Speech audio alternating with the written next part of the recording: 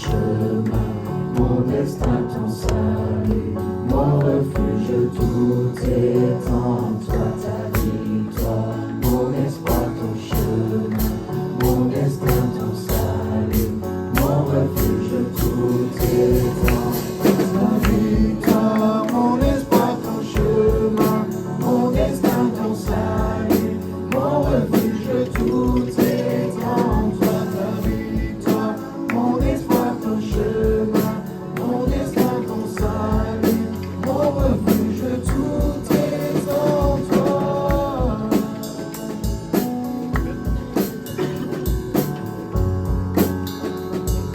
Tout est en toi. Je proclame la victoire, mon espoir à jamais. Ta victoire, mon espoir, ton chemin, mon destin, ton salut, mon refuge, tout est en toi. Ta victoire, mon espoir, ton chemin, mon destin, ton salut, mon refuge, tout est en toi.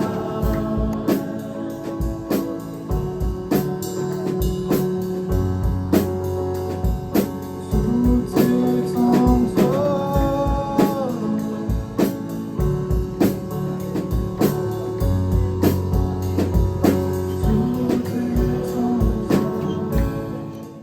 Tu es notre espoir, il n'a plus de valeur, rien n'est aussi grand, et rien n'est plus beau que ta présence.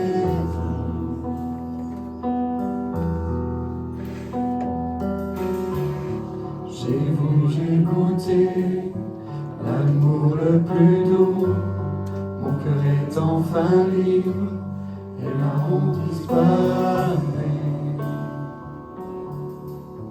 dans ta présence.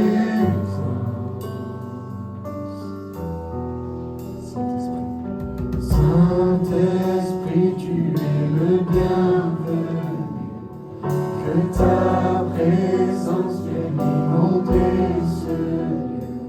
Seigneur, mon cœur soupire après ta gloire, être submergé par ta présence, ô Dieu.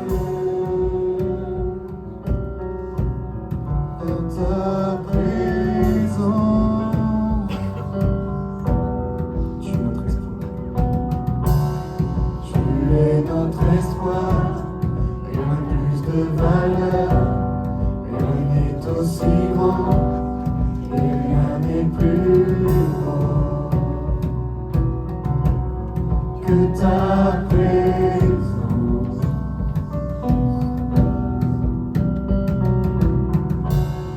J'ai vu, j'ai goûté l'amour le plus doux, mon cœur est enfin libre et la honte disparaît dans ta présence.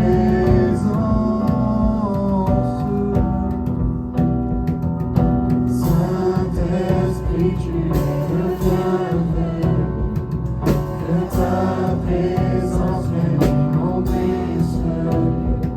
Seigneur, mon cœur soupire après ta gloire, être submergé par ta présence, ô Saint-Esprit, tu es le bienvenu.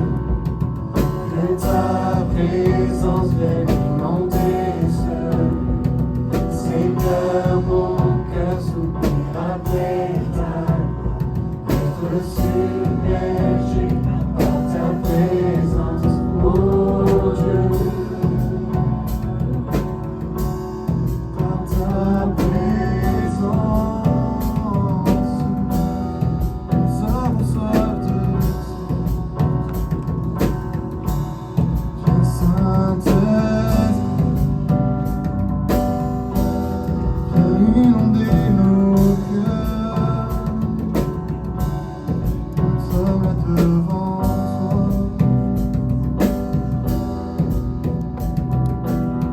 que nous soyons plus sensibles à ta présence, que nous vivions les merveilles de ta bonté, que nous soyons plus sensibles à ta présence, que nous vivions les merveilles de ta bonté, que nous soyons plus sensibles à ta présence, que nous vivions les merveilles de ta bonté, que nous soyons plus sensibles à ta présence, que nous vivions les merveilles de ta bonté.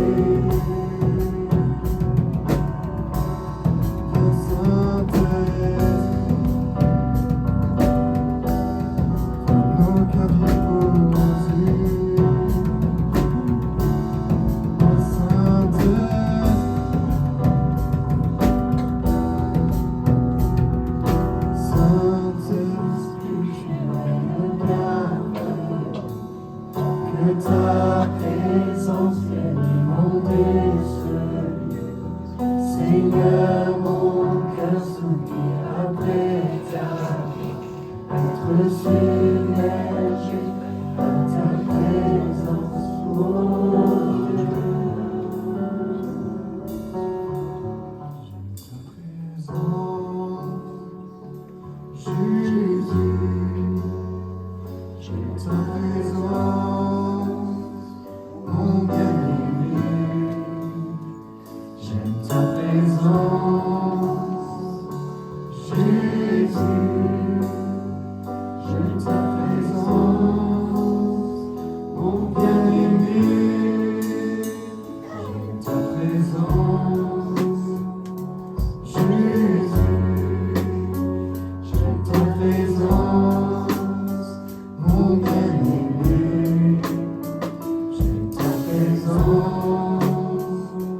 Jésus, j'aime ta présence, mon bien-aimé, ton amour est là, puissant infini, ton amour est là, guérissant ma vie, ton amour est là, coulant de la croix. Ton amour est là, arrivant à moi.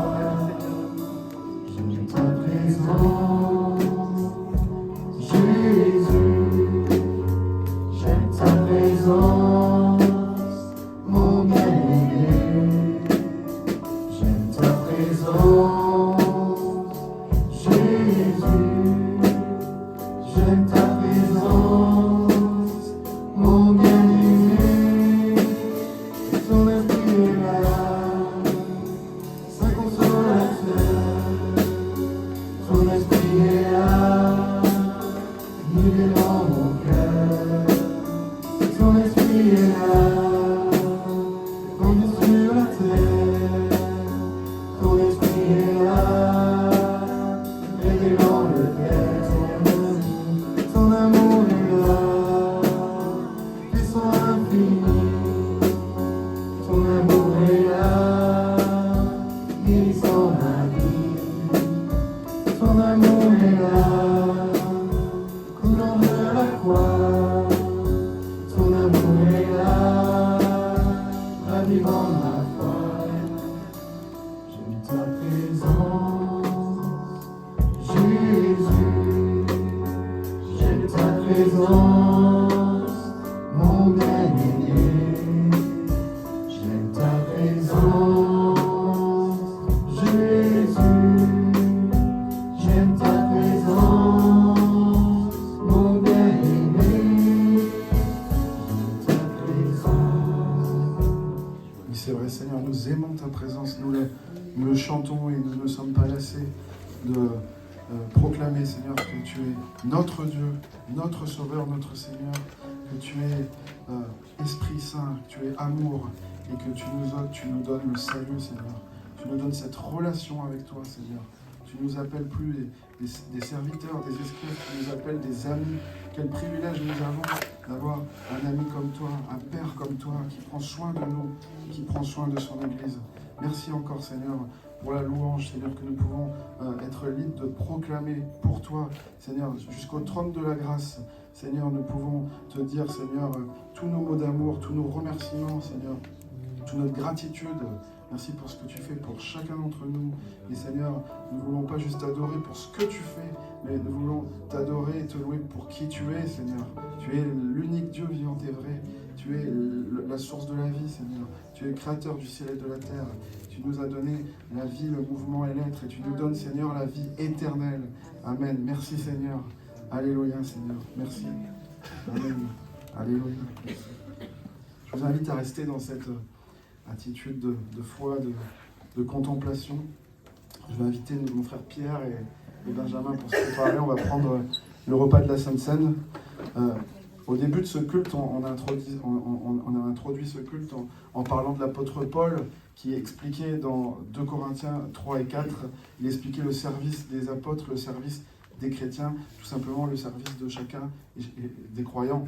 Et on parlait du fait que Dieu nous a donné le Saint-Esprit pour être avec nous, que ça produit la vie, et ça produit la bénédiction. L'apôtre Paul nous a encouragés à réaliser qu'on était libre en Christ et qu'on a de quoi espérer, on a de quoi le servir avec vraiment sa puissance. On l'a chanté ce matin, le Saint-Esprit est là et c'est ce qui fait toute la différence. Amen. Et au chapitre 5, juste après, c'est ce que j'aimerais vous partager et c'est ce que je trouve magnifique parce que Paul poursuit et il explique le ministère, le service de la réconciliation.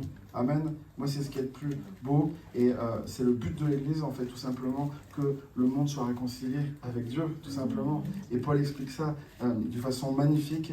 Il explique qu'en fait, en fin de compte, le but de son service et le but de chacun des chrétiens, des croyants, des croyantes, c'est de participer au service de la réconciliation. Amen. Mais avant de pouvoir participer au service de la réconciliation, d'accord avec moi, il faut être réconcilié avec le Seigneur. Et on va prendre la Sainte Seine. J'invite ceux qui sont engagés justement avec Dieu, avec Jésus, qui ont donné leur vie à Jésus, qui sont baptisés, à pouvoir se lever et prendre la Sainte Seine. Et j'aimerais pouvoir faire un appel, ce que j'avais sur mon cœur, un appel pour ceux qui ont besoin de se réconcilier ce matin avec Dieu. Vous savez que vous pouvez vous convertir pendant la Sainte Seine, hein. Pendant que ceux qui sont engagés prennent la Sainte Seine, vous pouvez vous convertir ce matin. Je ne demande à personne de lever la main, mais c'est dans votre cœur avec Dieu. Celui qui a besoin de réconciliation, et le Seigneur t'invite ce matin, il te dit, mon enfant, je souhaite me réconcilier avec toi, je t'ouvre mon cœur est pour toi, réconcilie-toi avec moi ce matin, Amen. Prenez cette invitation, et j'aimerais vous lire ce passage magnifique. Paul écrit, ainsi, si quelqu'un est uni à Christ, il appartient à une nouvelle création. Les choses anciennes sont passées, voici les choses nouvelles sont venues. Tout cela est l'œuvre de Dieu qui nous a réconciliés avec lui par Christ et qui nous a confié le ministère de la réconciliation. Amen. En effet, Dieu était en Christ réconciliant les hommes avec lui-même sans tenir compte de leurs fautes et il a fait de nous les dépositaires du message de la réconciliation. Nous faisons donc fonction d'ambassadeurs au nom de Christ, comme si Dieu adressait par nous cette invitation aux hommes. Au nom de Christ, nous vous en supplions, soyez réconciliés avec Dieu.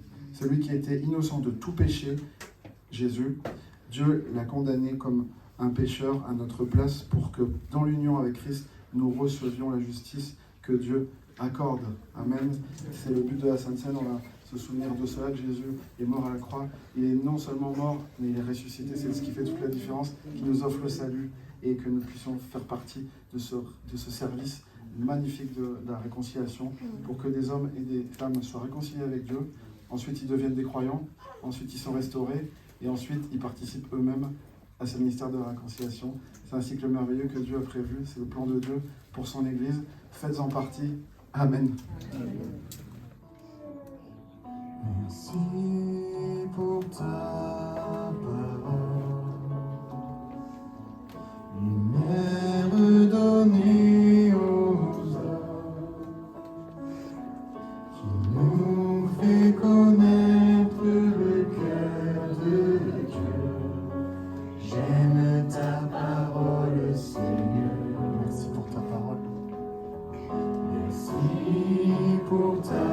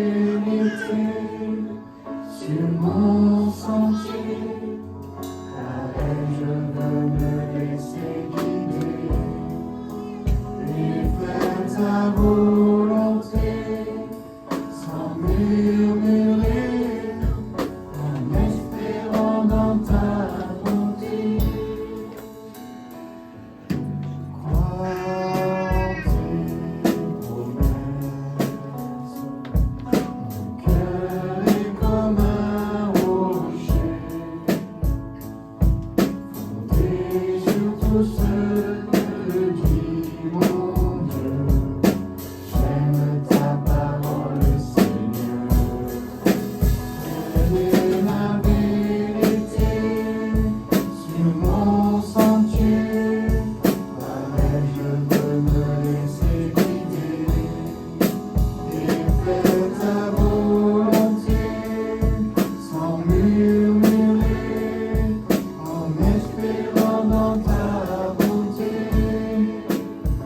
Elle est ma vérité sur mon sentier, par elle je veux me laisser guider et faire ta volonté sans murmurer, en espérant dans ta bonté.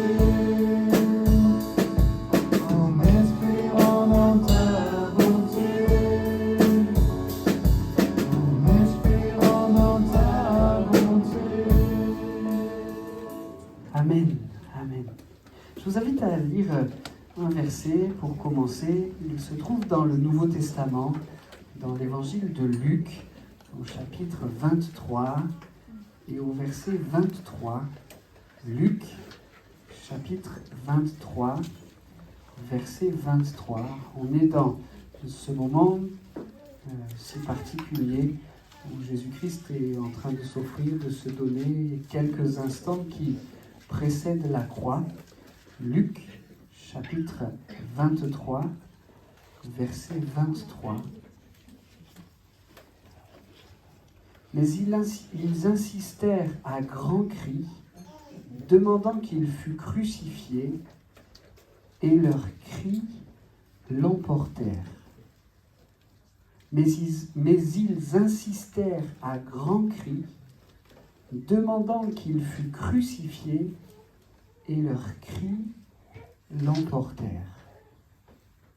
Cette semaine, ce verset m'a tellement attristé. On connaît ce moment si particulier des Écritures, ce moment où les hommes cherchent avec toute leur force, tout leur poids à faire condamner Jésus. On est dans ce moment tout particulier de l'histoire et cette expression-là, et leurs cris l'emportèrent, cette expression m'a tellement attristé. Jésus est prêt, c'est quelque chose de particulier dans l'histoire, mais Jésus est prêt à donner sa vie, mais ses opposants, qui pourtant, on le croyait, s'étaient préparés pour faire tomber ce Jésus qu'il cherchait à contrer depuis tant et tant de temps, ces opposants-là ne sont pas prêts. Le tribunal religieux devant lequel Jésus se présente n'a pas réussi, malgré, excusez-moi, les magouilles, malgré que des gens soient payés pour annoncer contre Jésus de faux témoignages. Leurs témoignages ne s'accordent pas, il y a des dissonances, des discordances, et le tribunal religieux n'arrive pas à faire condamner Jésus. Pourtant, Jésus est prêt à donner sa vie. Et je ne sais pas si vous avez déjà remarqué cela, mais il faut que ce soit Jésus-Christ qui, devant ce tribunal, prenne la parole pour leur donner ce qui, à leurs yeux, est un prétexte suffisant pour le condamner. Jésus va répondre devant ce tribunal, « Tu l'as dit, de plus, je vous le déclare, vous verrez désormais le Fils de l'homme assis à la droite de la puissance de Dieu et venant sur les nuées du ciel. » Et alors que Jésus prononce cette phrase qui est parfaitement vraie, le tribunal religieux dit « ça suffit, ça en est assez, cette parole est suffisante pour que Jésus, nous puissions te condamner. » Et alors qu'on pense, si on se met à la place de ce tribunal religieux unique, alors qu'on pense, bon, ils vont maintenant être satisfaits, ils ont de quoi condamner un innocent. Voilà qu'ils ne le sont pas. Ils veulent que Jésus soit mis à mort. Une condamnation que ce tribunal peut prononcer n'est pas suffisante. Ils veulent sa mise à mort. Comme ils ne peuvent pas la prononcer, ils vont trouver les Romains. Eux peuvent condamner un homme à mort. Jésus se présente devant Pilate. Pilate envoie Jésus à Hérode. Il y a une différence de juridiction. Hérode le renvoie vers Pilate. Et ici, Pilate cherche encore une fois, il essaye de faire libérer Jésus l'innocent. Chaque année, lors de la fête de Pâques, un prisonnier était libéré. Pilate va chercher un meurtrier, Barabbas. Non, Pilate va proposer que Jésus soit libéré, mais c'est l'instant que nous avons lu tout à l'heure. La foule se met à crier, libère Barabbas plutôt que Jésus. Crucifie-le. Là encore, les chefs religieux sont allés trouver la foule, donnant quelques pièces, donnant quelque argent pour que leur cri s'élève.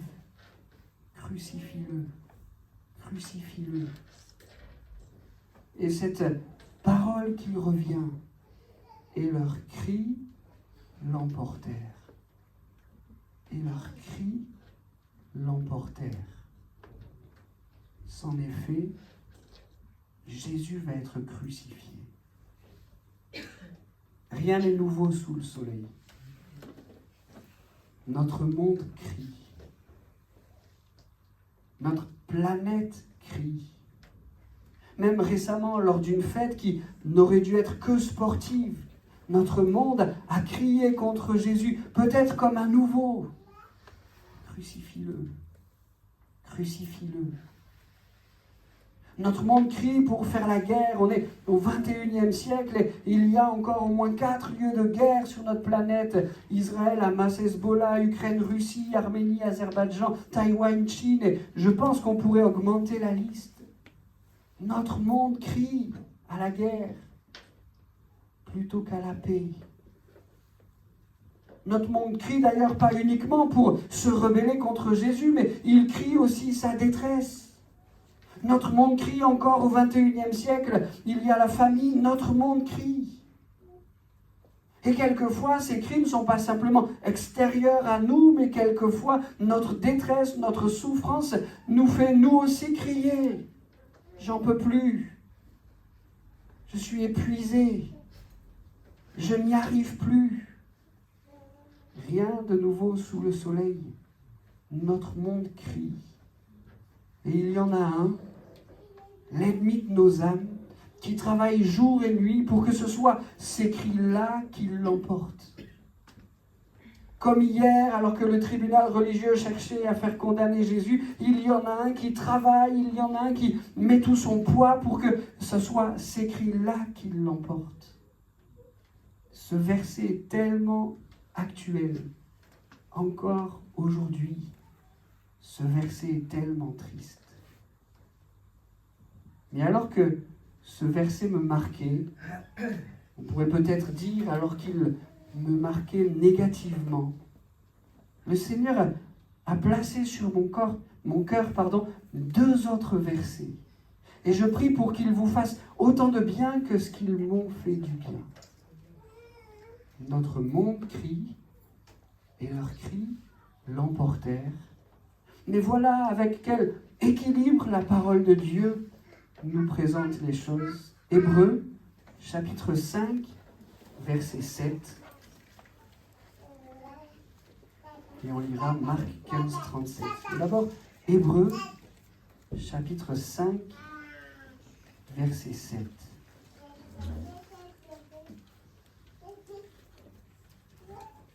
Hébreux 5, 7, c'est lui, Jésus, c'est lui qui, dans les jours de sa chair, c'est-à-dire quand il était sur la terre des hommes, c'est lui qui, dans les jours de sa chair, ayant présenté avec de grands cris et avec larmes, des prières et des supplications à celui qui pouvait le sauver de la mort, et ayant été exaucé à cause de sa piété, a appris, bien qu'il fût fils, l'obéissance par les choses qu'il a souffertes, et qui, après avoir été élevé à la perfection, est devenu pour tous ceux qui lui obéissent l'auteur d'un salut éternel.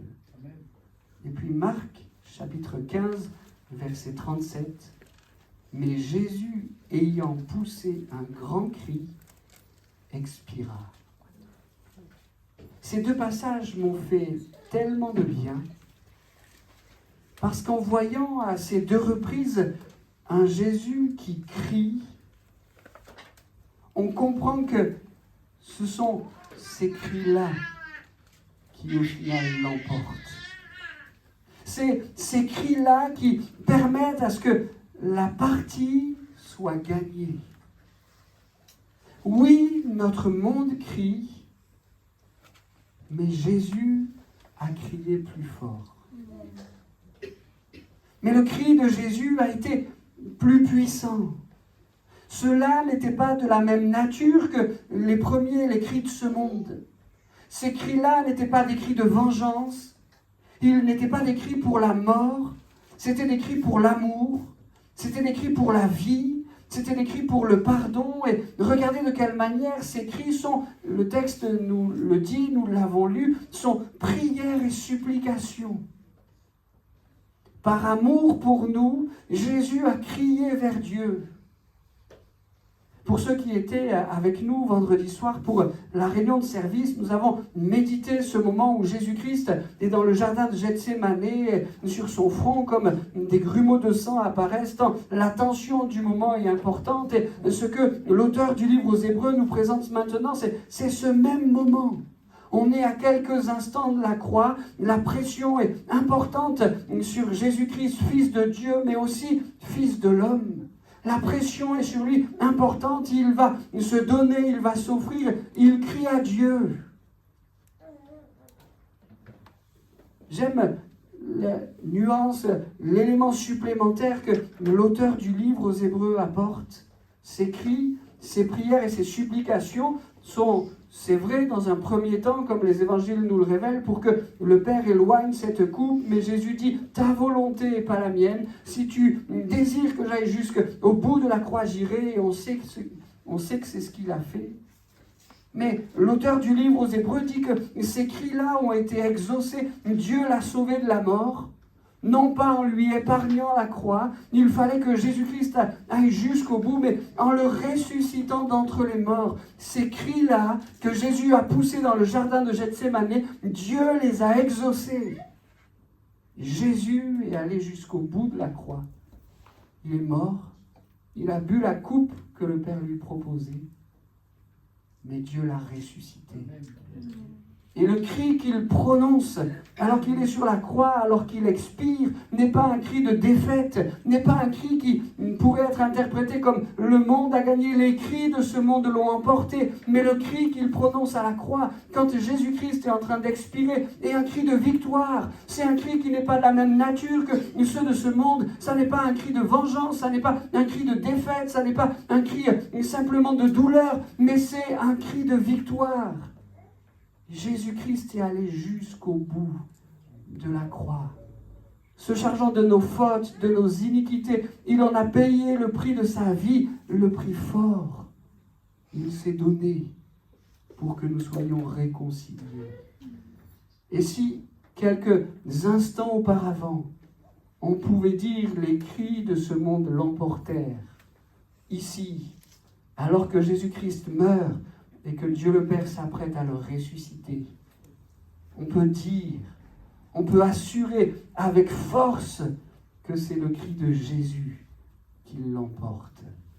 Un cri de grâce, un cri de bénédiction, un appel à l'humanité tout entière. Venez à moi, vous qui êtes fatigués, chargés, et je vous donnerai du repos. Un cri adressé à l'humanité tout entière. Venez à moi, je suis celui qui vous réconciliera avec Dieu. Un cri qui s'adresse à l'humanité tout entière. Venez à moi, j'ai en moi des trésors pour votre bénédiction, pour votre secours, pour votre épanouissement. Venez à moi. C'est ce cri-là qui emporte la partie. Et si tout à l'heure je disais avec tristesse que les cris de ce monde viennent marquer mon cœur, mais je suis tellement enthousiaste, tellement réjoui, tellement plein de bonheur de dire, de réaliser, de confesser, ce matin de prêcher, que les cris de Jésus ont été plus forts pour venir toucher nos cœurs, pour venir remplir nos cœurs, pour venir pardonner nos cœurs, pour venir nous réconcilier avec Dieu, pour faire de nous des nouvelles créatures. Est-ce que ton cœur crie ce matin? Est-ce qu'il crie comme ce monde en rébellion contre Dieu? Est-ce que ton cœur crie parce qu'il est tellement en souffrance, tellement attristé? Est-ce que ton cœur crie parce que spirituellement tu es comme en famine? Tends l'oreille ce matin vers un Jésus qui t'aime tellement, qu'il a pour toi, pas simplement pour ton voisin de droite ou de gauche, il l'a aussi fait pour lui, mais pas simplement pour lui, aussi pour toi. Entends le cri que Jésus-Christ a prononcé aussi pour toi, pour te rendre libre. Et pour que ce ne soit pas les cris de ce monde qui l'emportent, comme ce jour-là sur les pavés de Gabata, mais que ce soit le cri de Jésus-Christ qui transforme ta vie et qui t'ouvre les portes de l'éternité. Jésus a crié plus fort. Jésus est tout-puissant. Jésus crie dans le jardin de Gethsémanée parce qu'il se prépare à porter le poids de la croix. Mais cette deuxième fois, dans Marc 15, 37, comme nous l'avons lu, cette deuxième fois où il crie, ce n'est pas simplement la préparation du poids de la croix, ce n'est pas simplement le poids de la croix qu'il porte, mais c'est le poids des péchés du monde. Et il le supporte, il le prend sur lui, et il en accomplit ce que la condamnation réclamait. Et Jésus-Christ est allé jusqu'au bout de la croix. Mes amis, notre monde crie, mais ce n'est pas grave, parce que Jésus a crié plus fort. Son cri a été bien plus fort que celui du monde. Son cri a été bien plus puissant que le cri du monde. Son cri a été bien plus saint que celui du monde. Mes amis, notre monde crie, mais ça n'est pas grave. Parce qu'il est impossible que ce soit ce cri-là qui remporte la partie. Jésus a crié plus fort. Et le cri de ce juste qui est en train de mourir ne porte pas la mort, mais la vie. Il ne porte pas la maladie, mais la guérison. Il ne porte pas la vengeance, mais il porte l'amour. Il ne porte pas la culpabilité, mais il porte le pardon. Mon ami, si tu cries, à cause de ta détresse, de ton inquiétude, de quelque douleur, ne sois pas triste, parce que Jésus a crié plus fort que toi. Il a tout accompli, et dans son cri, il y a ton secours. Je voudrais avec vous lire un autre passage. Il est cette fois dans l'Ancien Testament.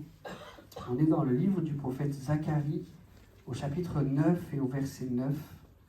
Zacharie, chapitre 9, verset 9. Je vous laisse le temps de trouver cette référence à la fin de l'Ancien Testament. Zacharie, chapitre 9. Verset 9.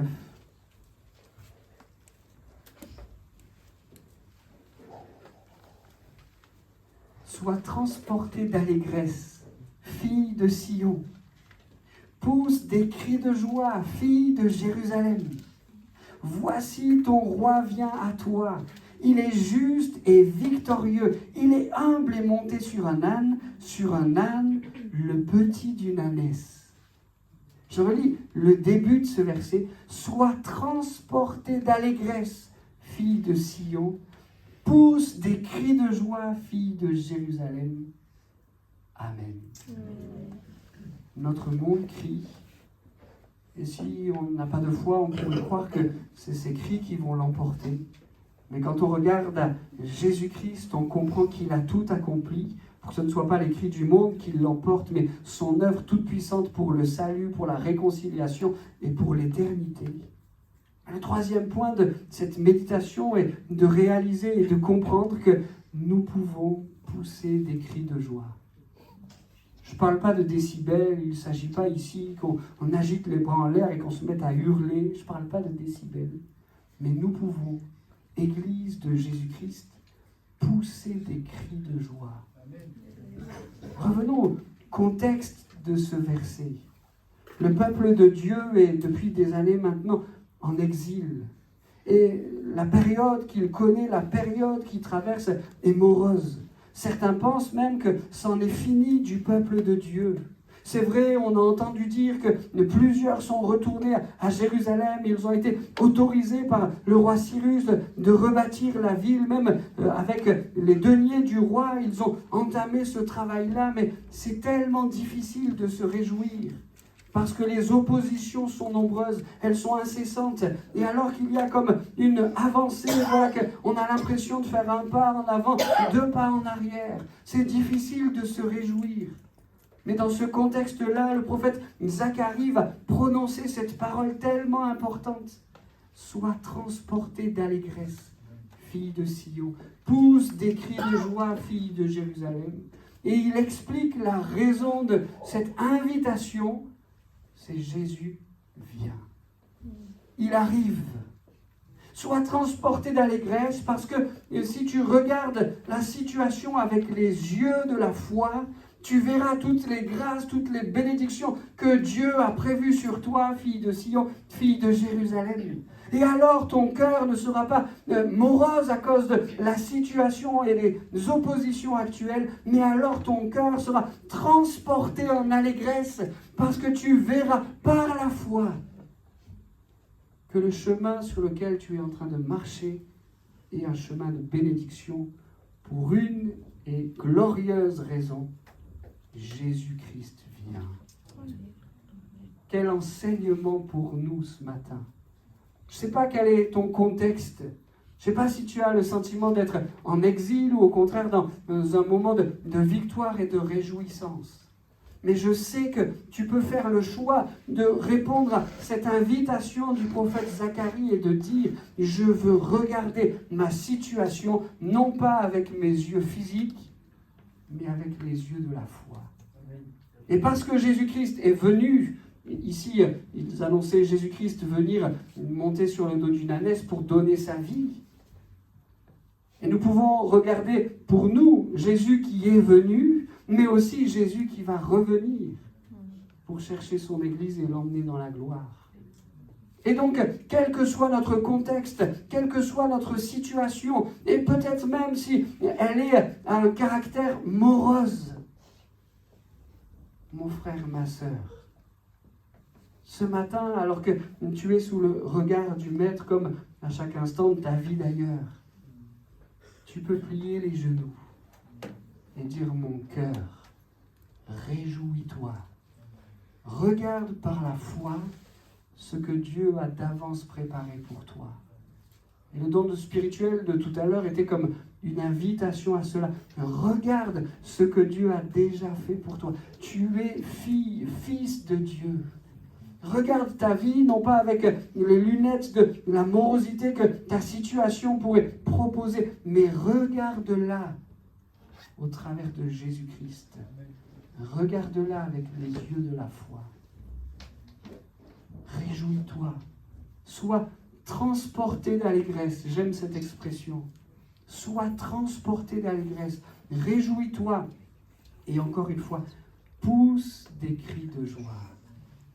Qu'il y ait ce matin dans ce lieu des hommes et des femmes qui réalisent qu'il y a, au travers de tout ce que Dieu a fait, mais aussi au travers de tout ce que Dieu fera par l'œuvre de Jésus, qu'il y a la possibilité, dans la foi, de se réjouir.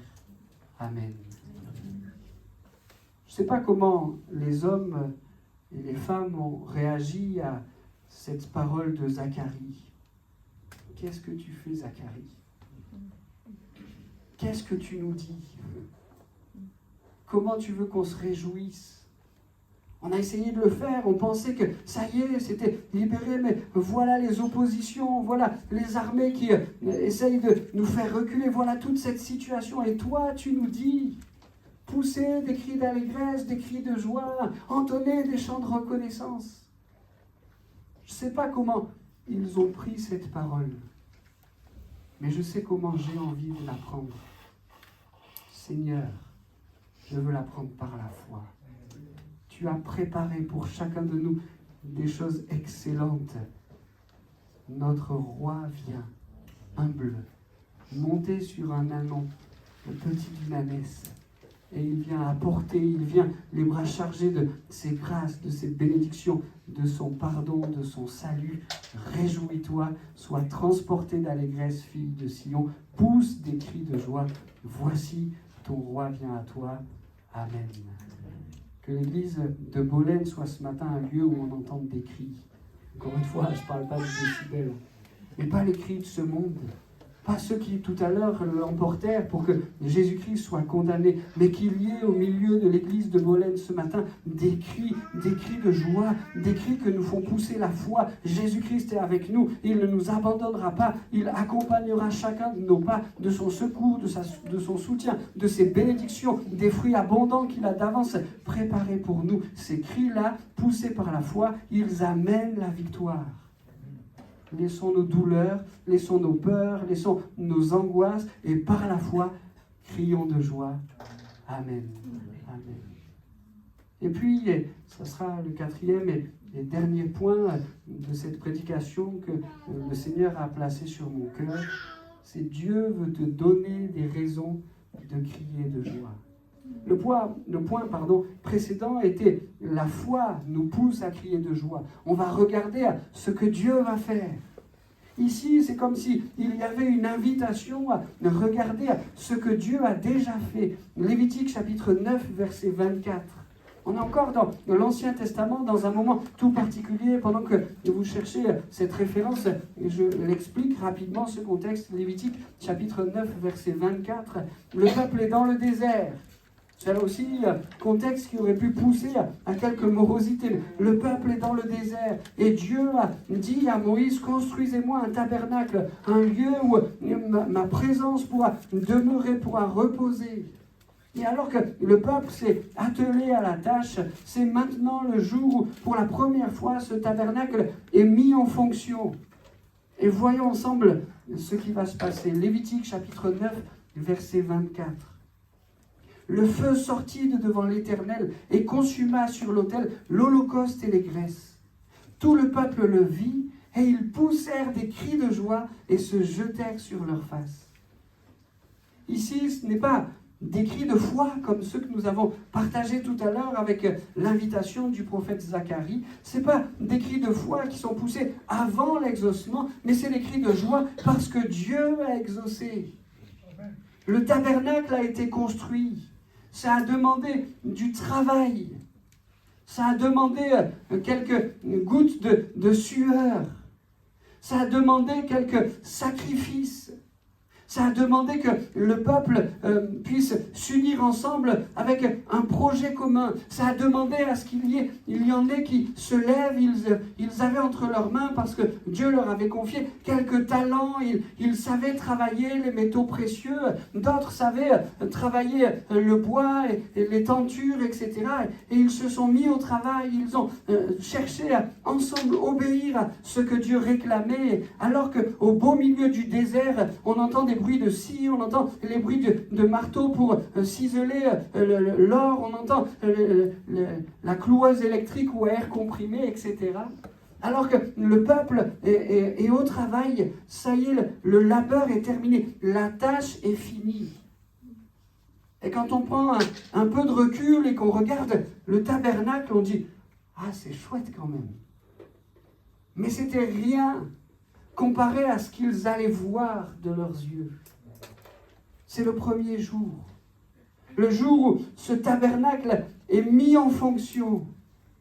C'est le jour où des sacrifices vont être offerts à Dieu. Pour que le peuple soit pardonné. C'est ce que Dieu avait demandé, que des sacrifices soient offerts régulièrement pour couvrir le poids du péché. On sait que pour nous qui sommes dans la nouvelle alliance, c'est le sacrifice de Jésus-Christ qui a couvert toutes nos fautes et il n'y a pas besoin à nouveau d'offrir quelques sacrifices. Jésus-Christ l'a fait parfaitement. Mais ici, on était encore sous l'ancienne alliance et il fallait offrir des sacrifices pour le péché. Et ça allait être la première fois qu'autour du tabernacle, sur l'autel qui avait été construit par les hommes, comme Dieu leur avait indiqué, c'était la première fois qu'un sacrifice allait brûler sur l'autel. Et comment est-ce que Dieu a voulu que ces choses se produisent? Aaron avait certainement prévu le briquet pour allumer le feu sous l'autel. Il avait certainement vérifié qu'il y avait assez de gaz dans la cartouche pour démarrer le feu sous l'autel. Mais Dieu ne l'avait pas prévu comme ça.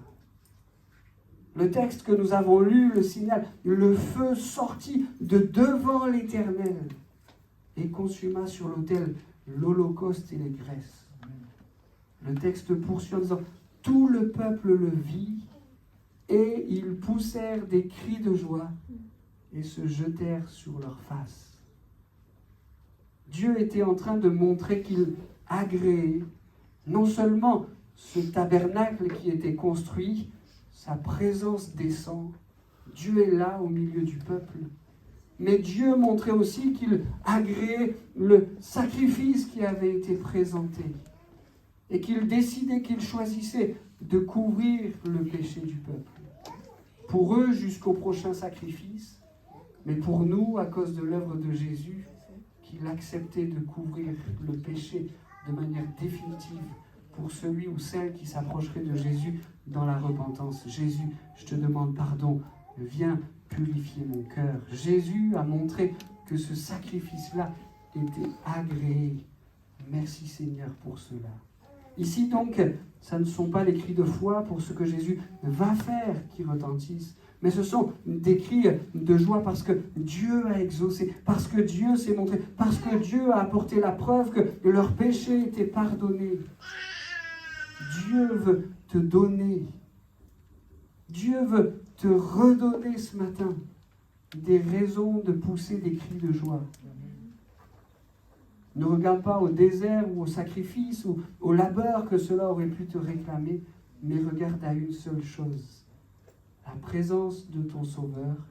Regarde au pardon qu'il t'offre. Tu es agréé, toi qui t'approches de lui dans la repentance, tu es agréé, tes fautes sont couvertes. Et Jésus-Christ fait de toi un enfant de Dieu, un fils, une fille du roi des rois, enfin du Dieu éternel et puissant. Merci Seigneur pour cela.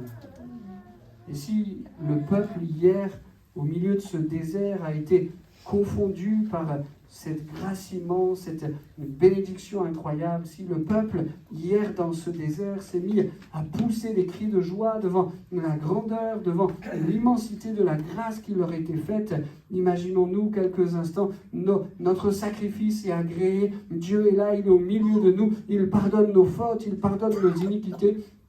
Et il y a là comme un vent, comme quelque chose qui est presque de l'ordre de la contamination. C'est peut-être ce million de personnes qui étaient dans le désert, et de l'un en l'autre, ça dit, mais Jésus, enfin, le Seigneur est là, il a vu notre offrande, il a vu notre sacrifice, et il nous pardonne. Et puisque les commentateurs bibliques disent que le peuple devait dépasser le million dans ce désert, imaginez-vous un instant ce million de personnes qui poussent des cris de joie, qui inclinent leur face devant le sol comme une reconnaissance et qui mesurent l'immensité de la grâce qu'il leur est faite. Je ne sais pas combien on est ce matin, peut-être que je m'avance un peu, mais tant pis, je me jette à l'eau. Peut-être qu'on est un tout petit peu moins qu'1 million.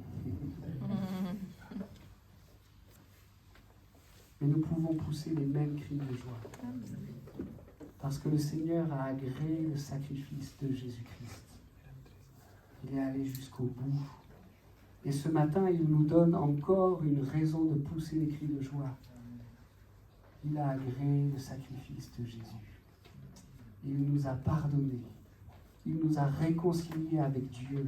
Il a mis dans nos cœurs une espérance bénie et glorieuse. Un jour, tes yeux le verront. C'est écrit. Tu t'es donné à Jésus, tu lui as demandé pardon, tu l'as invité à venir habiter ton cœur. Alors, c'est écrit, un jour, tes yeux le verront. Les miens aussi. Quelle grâce et quelle bénédiction. Nous pouvons ce matin, pas simplement les quelques-uns que nous sommes rassemblés, mais avec tous les chrétiens que cette planète porte aujourd'hui, avec celle qu'elle a portée hier, avec celle qu'elle portera demain. Nous pouvons tous ensemble, comme hier dans ce désert, pousser des grands cris de joie à cause de ce qu'il a fait, incliner nos regards vers la face comme un geste de révérence devant ce Dieu si grand, si saint et si puissant, mais qui a tout accompli pour nous réconcilier avec lui. Pousse des cris de joie.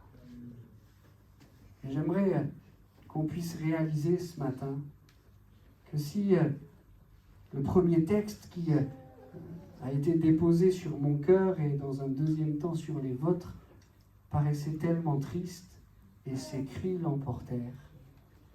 Réalisons qu'il fallait passer par là pour que des cris bien meilleurs, bien plus nobles, bien plus saints, bien plus glorieux puissent retentir. Il fallait que Jésus-Christ soit injustement condamné, qu'il meure pour que sur toute la surface de la terre, pendant toutes les générations, des hommes, des femmes puissent ensemble se réjouir. Voyez ce que Dieu a fait. Il nous a offert Jésus. Il l'a ressuscité d'entre les morts. Il l'a ramené à lui pour qu'il nous prépare une place. Et au temps marqué, il enverra ce même Jésus. Va chercher tous les tiens. Va les chercher où qu'ils soient, peu importe où ils sont, même s'ils sont morts. Dans un instant, tu les ressusciteras. Et tous ensemble, on sera alors réunis pour l'éternité dans la gloire. Et vous savez, si la parole de Dieu lève un peu le voile sur ce que sera l'éternité, on doit reconnaître que ça reste assez flou. Seigneur, qu'est-ce que ce sera là-haut? Hier, j'étais avec quelques ados de l'église et on avait une discussion sur ce que ce sera là-haut. Et pour ne pas les mettre mal à l'aise, je ne dirai pas la petite discussion qu'ils avaient eue entre eux quand ils étaient encore plus jeunes, parce que l'image qu'ils avaient du ciel portait à sourire. On doit reconnaître qu'on ne sait pas exactement comment ce sera. Mais je crois qu'ensemble, quand nous serons là-haut dans la gloire, nous pousserons des cris de joie. Et je sais que ces cris l'emporteront. Amen. Gloire à ton nom, Seigneur. Jésus, merci pour ton œuvre à la croix. Merci de ce que dans ce jardin de Gethsémane, tu as poussé des cris et que le Père t'a exaucé, non pas pour t'éviter la croix, mais pour que tu ne vois pas la corruption et que tu ressuscites d'entre les morts. Merci de ce que tu as poussé ce cri qui nous offre la vie, ce cri en expirant, Seigneur, te chargeant de nos fautes et de nos péchés, c'est ce cri qui nous offre la vie. Merci de ce que tu es ressuscité pour nous réconcilier avec Dieu et pour nous ouvrir les portes de l'éternité. Alors ce matin, nous ne voulons pas simplement être attristés pour les cris de ce monde, et nous voulons de tout notre cœur prier pour lui et te remettre toutes ces situations tellement difficiles et affligeantes. Nous voulons, Seigneur, nous réjouir avec ceux qui se réjouissent, mais aussi pleurer avec ceux qui pleurent. Mais nous voulons réaliser, Seigneur, que ce ne seront pas ces cris-là qui l'emporteront, mais que le cri de victoire que tu as prononcé, nous pourrons le proclamer avec toi. Tu as tout accompli, Seigneur, et un jour, bientôt, tout le travail de l'ennemi tombera en morceaux parce que tu as triomphé, parce qu'il sera éternellement condamné. L'emprise qu'il a sur tous les hommes sera plus qu'un lointain souvenir, Seigneur. Merci de ce que les cris qui retentiront alors seront uniquement des cris de victoire, de réjouissance, de bonheur et de salut. En attendant ce glorieux jour, Seigneur, aide-nous à vivre ici-bas en regardant à toi, en considérant par la foi ce qu'il y a encore devant nous, mais en considérant aussi, Seigneur, tous les accomplissements que tu nous as déjà accordés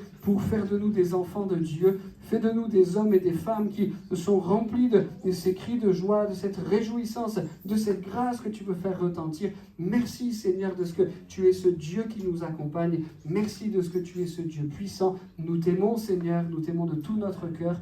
Merci pour qui tu es, merci pour ce que tu feras dans chacune de nos vies. Aujourd'hui encore, je te remets chaque personne de cet auditoire. Bénis-les dans cette semaine qui demain va commencer et s'ouvrir devant eux. Seigneur, conduis chacun de leurs pas et accorde-leur, Seigneur, de vivre cette semaine dans les réjouissances que toi seul sais offrir et donner. Amen.